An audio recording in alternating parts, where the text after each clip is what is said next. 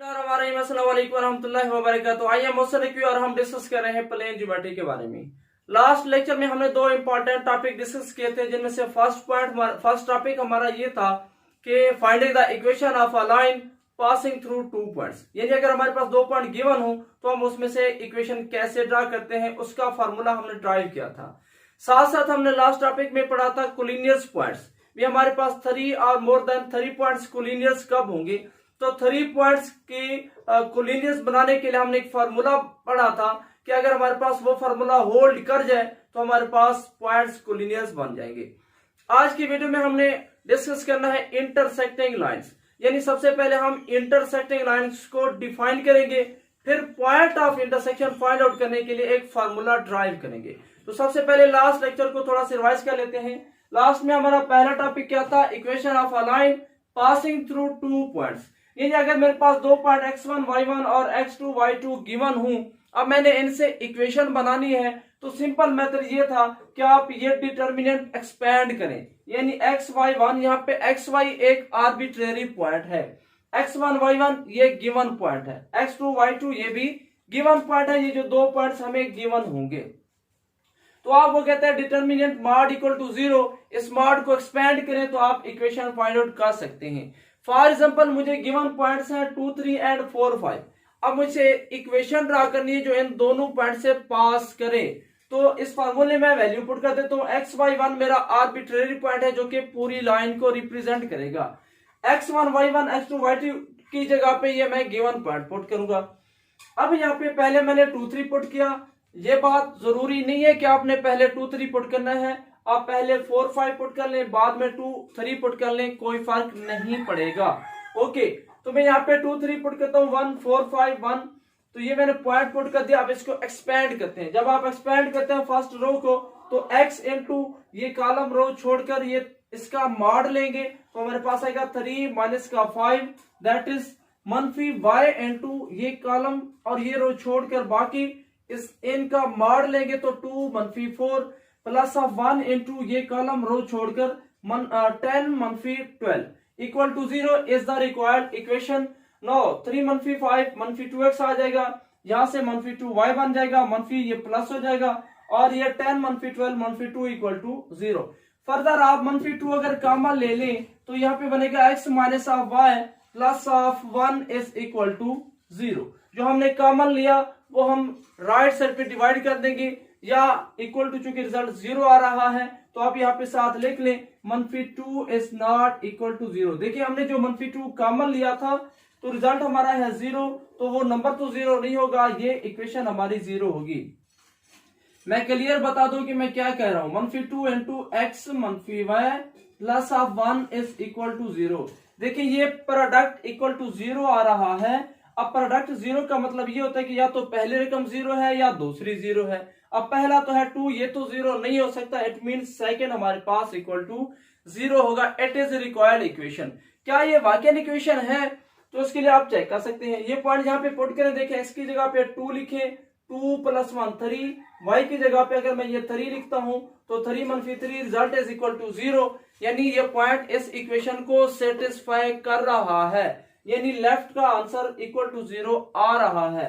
Similarly ये point put करें, देखिए x की जगह पे 4 लिखूं, 4 और ये 1 बन जाएगा 5, और यहाँ पे y की जगह पे मैं 5 लिखूं, 5 मनफी 5 left is equal to right. ये पॉइंट भी इसको सेटिस्फाई कर रहा है। इसका मतलब ये वाकईन ऐसी इक्वेशन है जो इन दोनों पॉइंट में से पास करती है। तो ये था फॉर्मूला हमारे पास, equation of a line passing through the two points. Next हमने डिस्कस किया था कोलिनियर पॉइंट के बारे में। कोलिनियर पॉइंट्स कब होंगे? 3 पॉइंट्स हमारे पास P, Q, R, ये 3 पॉइंट हमारे कोलिनियर्स कहलाते हैं। कंडीशन क्या है? नेसेसरी एंड सफिशिएंट कंडीशन ये है कि आप इन 3 पॉइंट्स का डिटर्मिनेंट लें। पहले इनमें से जो भी लिखें इससे कोई फर्क नहीं पड़ेगा। अगर इस डिटर्मिनेंट का आंसर आ जाता है 0, then points will be collinears. Point हमारे पास कोलिनियर्स कहलाएंगे। फॉर एग्जांपल मेरे पास ये पॉइंट्स हैं, तो मैं चेक करता हूं क्या ये कोलिनियर्स हैं। तो 3, 1 एंड 1। सेकेंड है मनफी 1, 2 एंड 1। थर्ड है 1, 9 मनफी 3 एंड 1। नो अब इसको जरा एक्सपेंड करें, तो एक्सपेंड करेंगे फर्स्ट रो को 3 इंटू ये कॉलम छोड़कर 2 प्लस का 3 बन जाएगा, -1 इंटू -1 मनफी का 19 आएगा, प्लस ऑफ 1 इंटू ये कॉलम रो छोड़कर प्लस ऑफ 3 माइनस का 38 बनेगा। ओके, तो नेक्स्ट आपके पास क्या आएगा, 2 3 5, 5 को 3 से मल्टीप्लाई करें 15 बनेगा, ये 20 और ये प्लस का 20 आ जाएगा, और इधर से माइनस का आपके पास 38 में से 3 मनफी करें 35। तो क्लियरली आपको नजर आ रहा है कि 35 मनफी 35 result is equal to 0। So these points are said to be collinear points. Second हमारे पास इन कोलिनियस का फार्मूला ये था कि 2 पॉइंट्स आपके पास कोलिनियस, 3 पॉइंट्स कोलिनियस कहलाते हैं अगर उनके स्लोप आपस में इक्वल हों। दैट इज, ये कोलिनियस कब कहलाएंगे, अगर slope of P Q, slope of Q R, slope of P R, ये अगर सारे आपस में इक्वल आ जाए, हम बोलते हैं पॉइंट्स हमारे कोलिनियस है। अब जरा पी क्यू का स्लोप चेक करें, तो कैसे स्लोप फाइंड करते हैं, y में से y मनफी करें, तो इसमें से 2 में से मैं 1 मनफी करूं, जरूरी नहीं है कि 2 में से 1 मनफी करें, 1 में से 2 भी मनफी कर सकते हैं। सो 2 मनफी 1 आंसर आएगा, 2 माइनस 1 डिवाइडेड बाय, अब 2 मनफी 1 तो मनफी 1 मनफी 3, x में से x मनफी करें, y में से y मनफी करें, तो आंसर आएगा मनफी 1 का 4। Similarly q r, q and r, अब इसका स्लोप निकालें तो क्या लिखेंगे, 2 प्लस 3, y में से y मनफी करें, जब मनफी करेंगे तो 3 की अलामत चेंज हो जाएगी, 3 में से ये मनफी कर सकते हैं, इसमें से वो मनफी, जैसे आपकी मर्जी। तो 2 मनफी 3, तो इसका मतलब मनफी 1 मनफी 19, मनफी 1 मनफी 19, तो 5 ओवर मनफी का 20 बनेगा, which is further equal to मनफी 1/4। तो ये भी हमारे पास मनफी 1/4 आता है। सिमिलरली पी आर को जरा चेक करें, पी आर को याद रख लें कि y में से y मनफी करें, अब इसमें से ये वाला नंबर मनफी करें आपकी मर्जी, या 1 में से वो मनफी करें आपकी मर्जी। हाँ, अगर 1 में से आप ये वाला नंबर मनफी करेंगे तो फिर 3 में से 19 मनफी करेंगे। यूं नहीं कर सकते कि 1 में से 3 मनफी कर दें फिर 19 में से 3 ये वाला मनफी कर दें, ऐसे नहीं करते। तो मैं इसमें से वो मनफी कर रहा हूं, 1 मनफी मनफी प्लस बन जाएगा, 1 plus 3 that is 4 divided by 3 minus 19, तो 3 मनफी 19 करेंगे तो हमारे पास मनफी का 16 बनेगा, which is further equal to मनफी 1/4। तो क्लियरली आप देख सकते हैं कि इनके स्लोप्स आपस में इक्वल हैं। So we can say that the points P Q R are collinear points. बस ये हमारे पास पॉइंट्स कोलिनियस होंगे। ये 2 टॉपिक हमने लास्ट लेक्चर में डिस्कस कर लिए थे, सो मैंने आपको थोड़ा सा रिवाइज करवा दिया। तो ये हमारे पास फॉर्मूला है क्या, किस चीज का, लाइन पासिंग थ्रू 2 पॉइंट्स। ये हमारे पास फॉर्मूला है कोलिनियस पॉइंट्स को वेरीफाई करने के लिए, या ये वाला फॉर्मूला डिस्कस करते हैं। अब आते हैं जरा आज के लेक्चर में भी, आज हमने क्या डिस्कस करना था। बेसिकली आज का जो हमारा टॉपिक है वो क्या है, सबसे पहले इंटरसेक्टिंग लाइन को डिफाइन करना। भी हमारे पास 2 लाइन कब इंटरसेक्ट करेंगी, उनकी डेफिनेशन क्या है। सेकंड है कि अगर 2 लाइंस एक दूसरे को इंटरसेक्ट कर रही हैं तो उनका पॉइंट ऑफ इंटरसेक्शन के लिए फार्मूला बनाना। भी क्या हमारे पास, हम पॉइंट ऑफ इंटरसेक्शन फाइंड करना चाहते हैं तो हमारे पास कौन सा फार्मूला यूज होगा। जिस तरह अभी हमने 2 लाइन जो कि 2 पॉइंट से गुजर रही है उसके लिए और कोलिनियस पॉइंट्स के लिए फार्मूला ड्रा किया है, उसके लिए भी हम फार्मूला बनाएंगे। इंटरसेक्टिंग लाइंस हमारे पास क्या होती है, 2 लाइंस हमारी इंटरसेक्ट कहलाती हैं अगर वो एक पॉइंट पे एक दूसरे को मीट करती हैं। एक पॉइंट पे एक दूसरे को कट कर रही हैं तो हम बोलते हैं भी ये लाइन हमारे पास इंटरसेक्टिंग लाइंस है। अगर वो इस तरह है, किसी जगह पे भी कट नहीं करती, तो हम बोलते हैं भी ये हमारे पास पैरेलल लाइन है। इंटरसेक्टिंग लाइन तो हो गई clear. 2 lines L and M are said to be intersecting lines if they meet at a single point। और वो पॉइंट जिस पे ये इंटरसेक्ट करते हैं उस पॉइंट को बोला जाता है पॉइंट ऑफ इंटरसेक्शन। वो पॉइंट हमारा पॉइंट ऑफ इंटरसेक्शन कहलाता है। नो, अब हमारे पास क्वेश्चन क्या है, क्वेश्चन ये कि find the formula for the point of intersection. भी 2 लाइंस हैं वो इंटरसेक्ट कर रही हैं, आप उनके लिए फार्मूला ड्रा करें। फॉर एग्जांपल मेरे पास 2 लाइंस हैं, a1x plus of b1y plus of c1 is equal to 0। Second मेरे पास लाइन है a2x plus of b2y plus of c2 is equal to 0। अब इसका पॉइंट ऑफ इंटरसेक्शन फाइंड करने के लिए आपके पास काफी सारे मेथड हैं जो कि आप एलिमेंट्री लेवल पे भी पढ़ते हैं, जिसमें आपके पास कंपेयरिंग कोफिशिएंट होता है, पुटिंग दी वैल्यूज होता है, with the help of graph होता है, with the help of Cramer rule या इनवर्स मेथड होता है, मैट्रिसेस के अंदर काफी सारी टेक्निक्स हैं, लेकिन मैं जो आपके सामने यूज कर रहा हूं by means of cross product. हम इसका point of intersection cross product की मदद से निकालते हैं। अब प्रोसीजर क्या है? प्रोसीजर यह है कि पॉइंट ऑफ इंटरसेक्शन फाइंड करने का मतलब यह है कि आपको यहाँ पे एक्स और वाई फाइंड आउट करना होगा। पॉइंट ऑफ इंटरसेक्शन निकालने का मतलब यह है कि हमें एक्स और वाई को फाइंड आउट करना है, यानी सॉल्व करना है। तो उसके लिए आप कैसे सॉल्व करते हैं, कैसे फॉर्मूला बनाते हैं? बिल्कुल सिंपल सा काम है कि आप यूं करें, सबसे पहले यहाँ पे एक्स, उसके बाद वाई जो चीज आपने फाइंड आउट करनी है, और लास्ट पे आप यहाँ पे 1 लिख लें। नो, अब आपने क्या करना है, जब आप x की वैल्यू निकालना चाहते हैं तो फिर आप x को छोड़ देंगे, यानी अब ये x मुझे फाइंड आउट करना है तो मैं क्या करूंगा, इस x को छोड़ दूंगा। x को छोड़ दें, भी ये मैंने छोड़ दिया। बाकी क्या बच गए, ये जो दो टर्म्स, इनके कोफिशिएंट यानी b1 b2, इनके कोफिशिएंट का मॉड c1 c2। सिमिलर अगर मैं y की वैल्यू ड्रॉ करना चाहता हूं तो y को मैं छोड़ दूंगा, बाकी मेरे पास x और कांस्टेंट बचेगा, तो y को छोड़ दे तो बाकी क्या है a1 a2, और इधर से क्या है c1 and c2 it's determinant. No, मुझे कांस्टेंट की वैल्यू निकालनी है तो यहाँ पे c1 को छोड़ दें, ये वाला पार्ट छोड़ दें। अब x और y की कोफिशिएंट तो क्या आएगा a1 a2 और साथ क्या आएगा b1 b2। Okay, no x किसके इक्वल आएगा, this imply x over mod open करेंगे आएगा b1 c2 मनफी का b2 c1 is equal to मनफी y डिवाइडेड बाय इधर से क्या आएगा a1 c2 मनफी of a2 c1 further equal to 1 over a1 b2 मनफी a2 b1। सो अब आप क्या करें, इस x और y को इसके साथ कंपेयर करें तो क्या आएगा, it means x is equal to, x क्या आएगा b1 c2 माइनस का b2 c1 डिवाइडेड बाय ये वाली टर्म a1 b2 मनफी a2 मनफी का a2 and b1। Similarly y क्या आएगा आपके पास, y की आपके पास वैल्यू क्या आएगी a1 c2 माइनस का a2 c1 divided by a1 b2 minus a2 b1।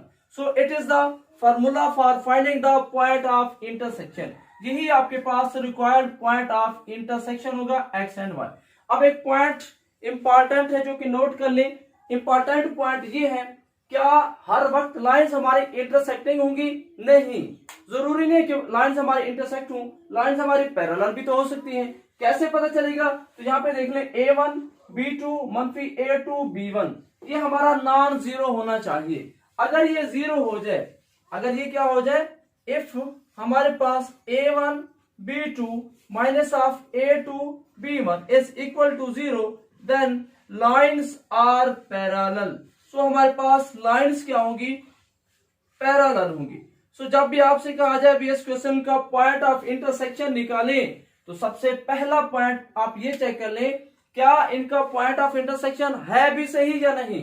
तो उसके लिए क्या करें, a1 b2 मनफी a2 b1। तो आप सबसे पहले स्टैंडर्ड फॉर्म में लिखें क्वेश्चंस को। स्टैंडर्ड फॉर्म में a1 b2 a2 b1 ये चेक कर ले, इसका डिफरेंस 0 आता है तो वो पैरेलल है, उनका पॉइंट ऑफ इंटरसेक्शन एग्जिस्ट नहीं करेगा।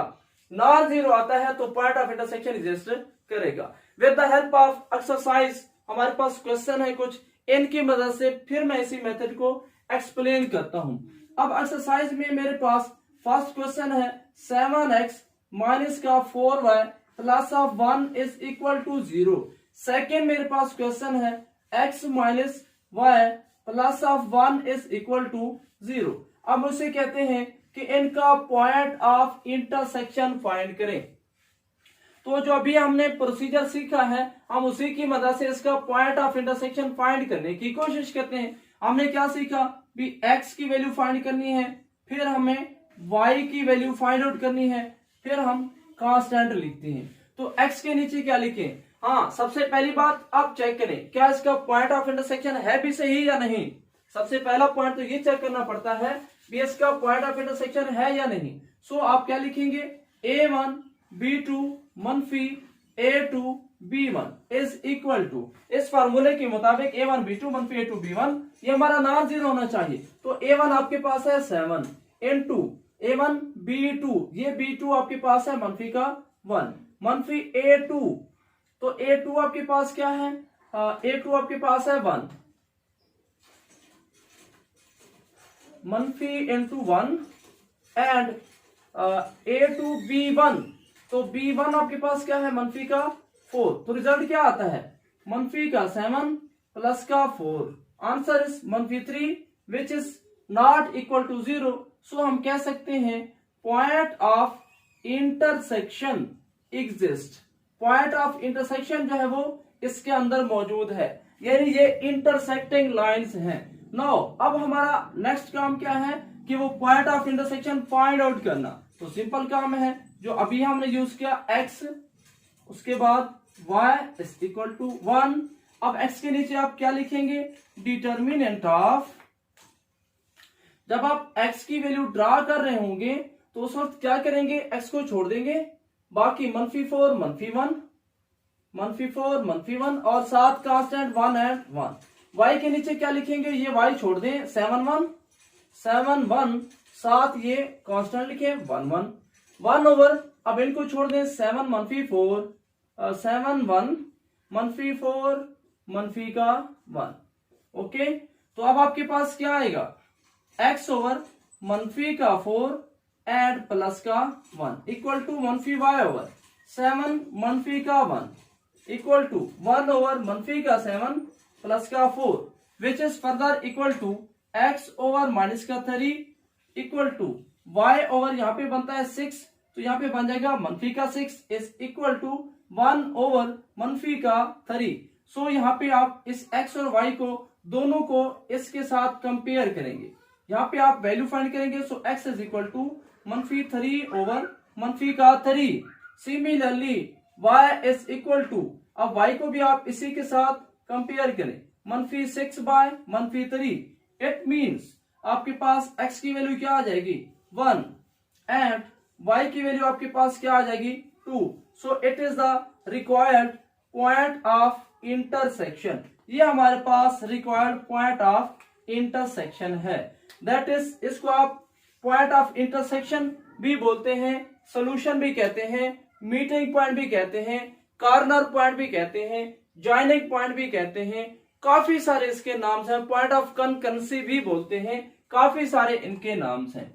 क्या वाकई ये हमारा सोल्यूशन है, क्या वाकई ये हमारा पॉइंट ऑफ इंटरसेक्शन है, ये बात चेक करने के लिए क्या वाकई ये हमारा पॉइंट ऑफ इंटरसेक्शन है, तो आप ये वाला पॉइंट उठाएं, इस इन दोनों लाइंस में पुट करें। देखें अगर मैं फर्स्ट लाइन के अंदर पुट करता हूं तो क्या मेरा लेफ्ट और राइट सेम आता है। 7 इंटू एक्स की जगह पे 1 लिखूं, मनफी 4 इंटू वाई की जगह पे 2 लिखूं, प्लस ऑफ 1। रिजल्ट क्या आएगा 7 minus 8 plus 1, 7 minus 8 plus 1 result equal to 0। Similarly अगर मैं सेकंड में पुट करता हूं तो क्या आएगा 1 मनफी वाई की जगह पे 2 लिखें, plus of 1 is equal to 1 plus 1 2 मनफी 2 रिजल्ट इज इक्वल टू 0।